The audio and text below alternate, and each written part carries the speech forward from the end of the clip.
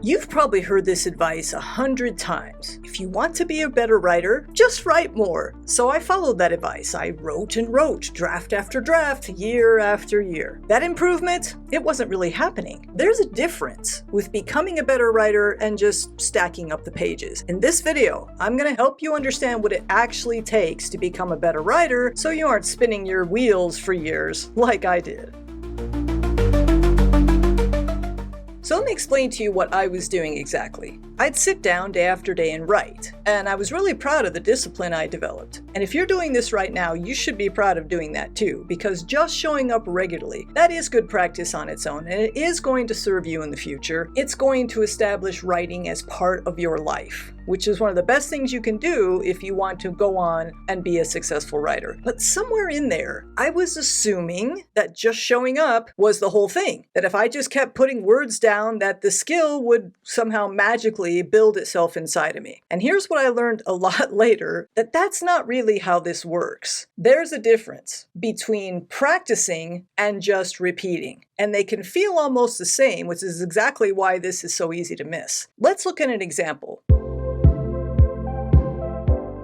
Picture someone who shoots, let's say, 500 free throws a day, but they have a flaw in their form. Now, they think they're practicing. They're out there. They're doing it. They've got the discipline. They're shooting 500 shots a day no matter how they feel. But because this person has a flaw in their form that they don't know about, they just keep shooting the same way. And as a result, they don't get any better. In fact, they might get really, really good at missing the basket in the same way every time. So the reps are piling up, but unfortunately the bad habit is solidifying itself under each one. Or think about this. Maybe someone's learning to play the guitar, and they play every day for years, but they only ever play the same 3 chords for a handful of songs that they already know. 10 years go by and they're really no better than they were a few months after they started. Now, if that person just wants to enjoy playing the guitar, more power to them. That's not a problem at all. But if that person wanted to get better at playing the guitar, then there is a problem there because they're not getting better and they can start to worry that maybe there's not cut out for playing the guitar, which would be a mistake. This is the trap.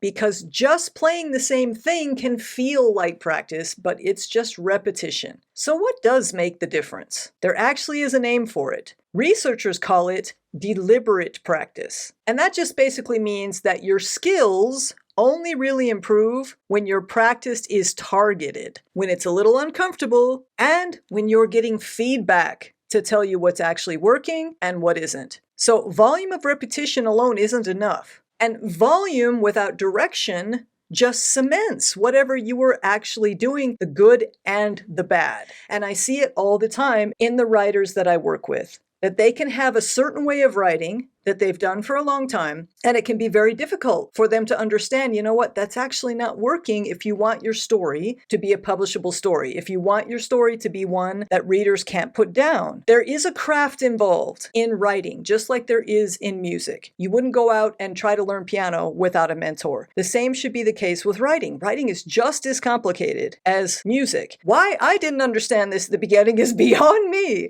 because I did the same thing. I've been a musician for longer than I've been a writer. I've been a musician since I was like 5 years old. I started playing piano and got lessons. I understood from the very beginning as a budding musician that I needed mentorship, that I needed instruction. I went to lessons every week for years, my whole entire schooling career into college. So I got that. But then I turned to writing.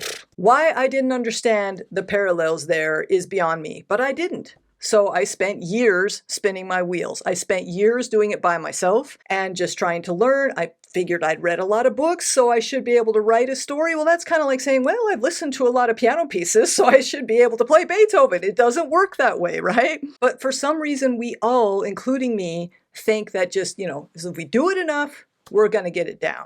So often writers think that if I'm talented enough, I should be able to just write. Okay, so there's maybe 1% of the population that can do that. The rest of us have to learn the craft of writing. I didn't break through and get my first publishing contract, my second publishing contract, my third, until I got a mentor, until I got help, until I started learning from experienced writers what I was missing in my story. And after that, nobody could stop me. But it's so weird because I spent so many years floundering, thinking that I was practicing, that I was doing it right. I thought that I could just write a story because I had read so many stories. And in a way, that kind of makes sense because we humans are wired for story. We've been telling each other stories around the fire for tens of thousands of years. Somewhere along the way, because of this, our brains came to expect a certain shape in a story. We anticipate cause and effect.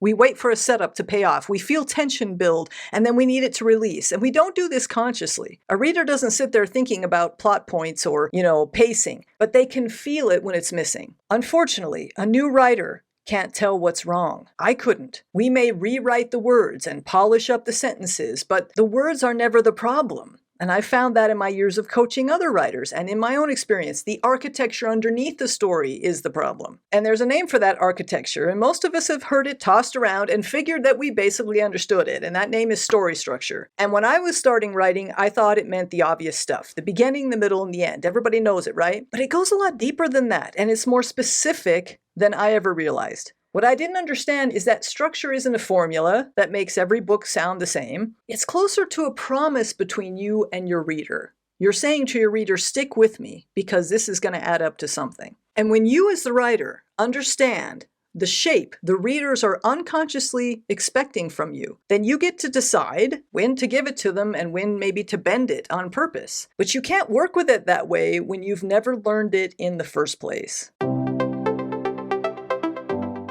Okay, so here's the second thing I got wrong, and I held on to this for the longest. For years, I wrote completely alone. I didn't show my work to anyone. Why? Because I was scared. I was scared that if I showed my work to somebody, it would confirm the thing that I was most afraid of. And that was that my work wasn't any good and that I was never going to be able to be a good writer. And you may worry about that too. I think a lot of us writers do. So I just kept revising on my own. So draft after draft, just me and the manuscript. I bought some writing books. I tried to get some help from them. And here's the problem with that, and the one that I didn't see at the time. You can't see your own work clearly. It's impossible. I've written and published now 10 books, most of them award-winning books, and I can tell you now that it is impossible to see your own work clearly. We just can't. Our brains fill in all the empty spaces. We know what we intend to have happen, but whether that's actually on the page is something we can't see clearly. You know what you mean to say, so your brain fills it in every time you read over your work. You see the story that's in your head,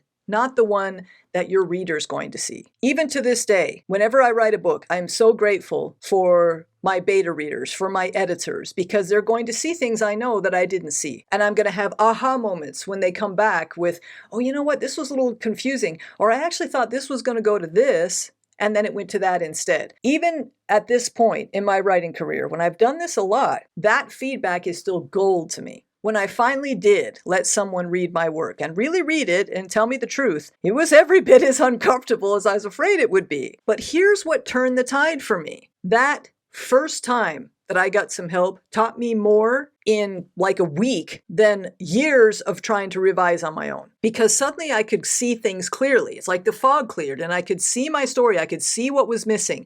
And I walked away relieved because at that point I knew what to fix. I wasn't just circling around hoping that changing a few words would magically make everything better. So here's what I'm hoping you can hear if you're at the stage that I was then. The feedback that you're avoiding isn't the thing that's going to break you. It's scary, I know. But it's the thing that's finally going to let you move forward. It's the thing that's going to finally help you improve. And when that happened for me, I was more motivated than I had been before. I was back to writing. I was back to editing. I was back to fixing the things that I now knew needed to be fixed. And I got really excited about this story because when we are writers, we do have instincts about what is a good story. And I knew something wasn't quite right. And hearing what it was and knowing how to fix it just was like opening a locked door for me. So if you're sitting where I was and you're afraid to share your work, but you know something's up with it and it needs some help, you can work with me on a story structure diagnostic. That link is below. Or you can choose an editor or a beta reader. Be careful who you choose. It matters. And I've got a video here where I talk about that. If you haven't seen that, you can check that out. But don't shy away from this step because it is the one thing that can, like a rocket,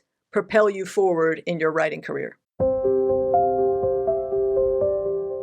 So remember when I talked to you about deliberate practice earlier? This is the missing piece of it. So when you get feedback from the right kind of person, then you can go back and write and think about what is it I'm trying to improve here? What strength am I focused on? And how am I improving my weaknesses? That brings you into a different mindset, so that you're actually deliberately practicing what you need to practice. And that's how you become a better writer. And trust me, it's uncomfortable, okay? If you're just writing, la, la, la, la, la, and you don't know if you're improving or not, that's fun, but it's not likely making you better. Trying to get better as a writer is usually a little bit more uncomfortable. So if your writing is not a little bit uncomfortable at times, then you're probably not deliberately practicing, and you may not be getting any better. Just something to consider. If you really want to get better, deliberate practice is the key.